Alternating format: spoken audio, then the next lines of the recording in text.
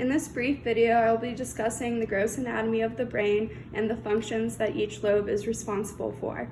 Here we have the frontal lobe, the motor cortex, the sensory cortex, the parietal lobe, the occipital lobe, cerebellum, brainstem, and temporal lobe.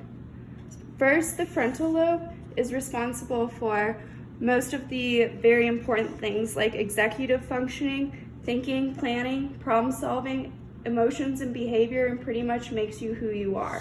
The motor cortex, of course, is responsible for us being allowed to make movements. The sensory cortex detects sensory information. The parietal lobe is responsible for perception, understanding, arithmetic, and spelling.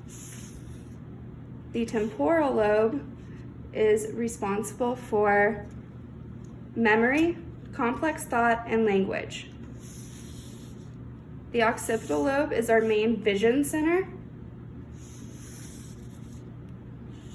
And the cerebellum functions for coordination and voluntary movement. Lastly, the brainstem, which connects to the spinal cord, is responsible for breathing and homeostasis, maintenance of body functions, and alertness.